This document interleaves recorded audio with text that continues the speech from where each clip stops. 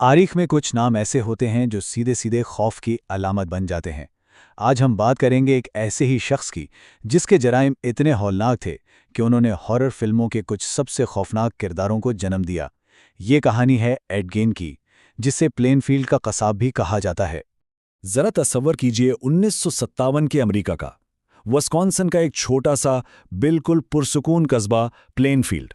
सिर्फ 700 लोगों की आबादी, जहां जुर्म का तो कोई नामो निशान तक नहीं था। सब एक दूसरे को जानते थे और जिंदगी बिल्कुल पुरअमन थी। लेकिन ये सुकून बहुत जल्द टूटने वाला था।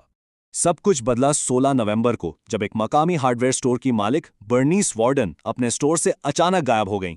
इनकी ये गुमशुदगी एक ऐसी तहकीकात की शुरुआत थी जो इस पुरसुकून कस्बे की तारीख को हमेशा के लिए बदल कर रख देने वाली थी।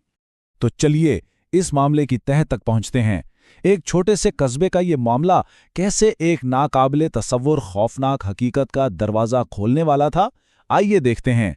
16 नवंबर की शाम 5 बजे डिप्टी शेरिफ फ्रैंक वार्डन अपनी मां के स्टोर पहुंचे तो देखा कि स्टोर खाली पड़ा है।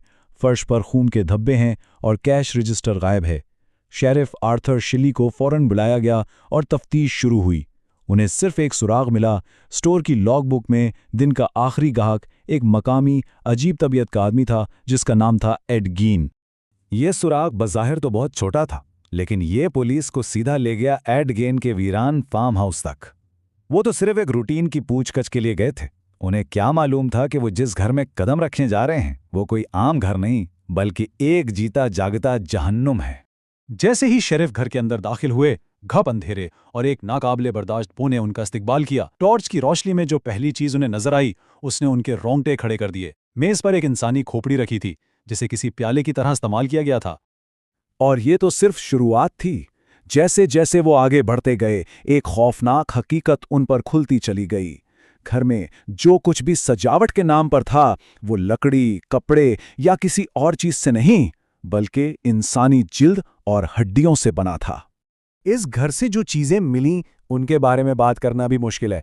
सोचिए जरा, एड गेन के बिस्तर के पायों पर इंसानी खोपड़ियां लगी थीं, कुर्सियां जिन पर इंसानी खाल चढ़ाई गई थी, एक बेल्ट जो इंसानी निप्पल से बनाई गई थी, और सबसे खौफनाक बात, औरतों के चेहरों से बनाए गए मास्क और इंसानी चेहरे से बना एक लैम्प शेड भी था। लेकिन इन सब में जो सबसे ज्यादा परेशान करने वाली चीज थी, वो था एक औरत का सूट। पुलिस रिपोर्ट के मुताबिक ये सूट मुख्तलिफ औरतों की जिल्द को एक साथ सी कर बनाया गया था, और गैंग का मकसद इसे पहनकर एक औरत की शक्ल इख्तियार करना था। ये उसकी बीमार ज़हनियत का सबसे बड़ा सबूत था। और फिर किचन में उन्हें बर्नीस वार्डन मिल गईं। उनकी लाश को बेदर्दी से मस्क किया गया था। जिस औरत की तलाश में वो यहां आए थे वो तो मिल गई थी, लेकिन उसकी हालत ने एक नया, कहीं ज्यादा खौफनाक सवाल खड़ा कर दिया था। सवाल यह था कि आखिर कोई इंसान इस हद तक कैसे गिर सकता है। इसका जवाब हमें एड गेन के माजी, उसके तकलीफ दे बचपन और उन हालात में मिलता है जिन्होंने उसे एक अफरीद बना दिया। एड गेन का बचपन एक कैद खाने जैसा था। उसका बाप जॉर्ज एक शराबी था जो अक्सर तशद्दुद करता था, और उसकी माँ ऑगस्टा एक जुनूनी हद तक मजहबी औरत थी। वो एड को सिखाती थीं कि ये दुनिया गुनाहों का गढ़ है और तमाम औरतें सिवाय उसके बुरी और नापाक हैं। घर में 2 भाई थे। बड़ा भाई हेनरी अपनी मां के इन ख्यालात से तंग आ चुका था और इस माहौल से निकलना चाहता था। लेकिन एड अपनी मां का साया बन चुका था। उसने अपनी मां की हर बात को सच मान लिया था और उसकी दुनिया सिर्फ अपनी मां के इर्द गिर्द घूमती थी। फिर एक के बाद एक उसकी दुनिया उजड़ती चली गई। 1940 में बाप की मौत हो गई। 1944 में उसका भाई हेनरी एक पुरस्कार आग में जलकर मर गया, और उसकी लाश पर सर की चोटों के निशानात थे जिन्हें उस वक्त नज़रअंदाज कर दिया गया। और फिर 1945 में उसकी मां भी फालिज का शिकार होकर मर गईं, और एड इस फार्म हाउस में बिल्कुल तन्हा रह गया। अपनी मां की मौत के बाद एड गेन की जहनी हालत मुकम्मल तौर पर बिगड़ गई। सबसे पहले तो उसने अपनी मां के कमरों को ताले लगा दिए, जैसे वो कोई मज़ार हों।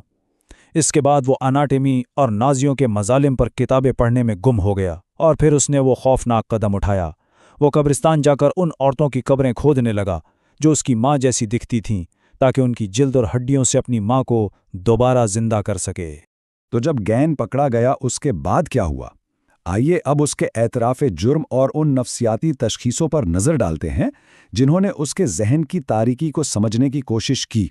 पूछगछ में गेन ने 2 कत्ल तो मान लिए, एक 1954 में मेरी होगन का और दूसरा 1957 में बर्नी स्वॉर्डन का।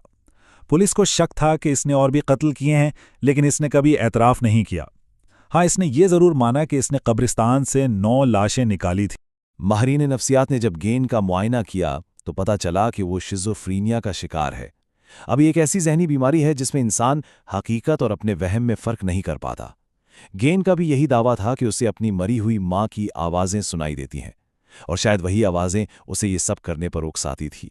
इसके अलावा एक और तशखीस भी हुई, नेक्रोफिलिया की। ये एक ऐसी नफ्सियाती हालत है जिसमें इंसान को लाशों से जिनसी कशिश महसूस होती है। इस तशखीस ने यह वाज़े कर दिया कि वो कब्रें क्यों खोदता था और लाशों के साथ इतना हौलनाक सलूक क्यों करता था। इन तमाम जहनी बीमारियों को देखते हुए अदालत ने फैसला किया कि गेन मुकदमे की समाअत के लिए जहनी तौर पर अहल नहीं है। उसे जेल भेजने के बजाय उसकी बाकी ज़िंदगी के लिए एक दिमागी सेहत के इदारे में भेज दिया गया, क्योंकि वो अपने किए हुए जराइम की संगीनी को समझने के काबिल ही नहीं था। एड गेन तो एक जहनी अस्पताल में चला गया, लेकिन उसकी कहानी यहीं ख़त्म नहीं हुई। अब हम देखेंगे कि प्लेनफील्ड के इस कसाब की विरासत क्या थी और उसने हमारी सकाफत, ख़ास तौर पर हॉरर की दुनिया पर कितना गहरा और परेशान को नज़र डाला। शायद सबको ये जानकर हैरानी हो, लेकिन एड गेन की हौलनाक कहानी ने हॉलीवुड के कुछ सबसे खौफनाक विलन को जन्म दिया है।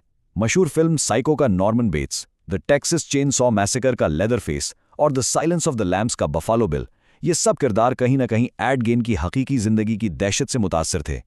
जहां तक एड गेन का ताल्लुक है, उसने अपनी बाकी की जिंदगी इसी दिमागी सेहत के इदारे में गुजारी और फिर 1984 में 77 साल की उम्र में सांस की बीमारी की वजह से उसकी मौत हो गई।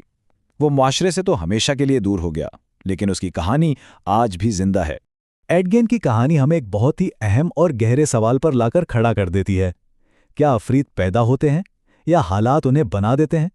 इसका कोई आसान जवाब नहीं है, लेकिन ये सवाल हमें इंसानी जहन की तारीक तरीन गहराइयों में झांकने पर जरूर मजबूर करता है।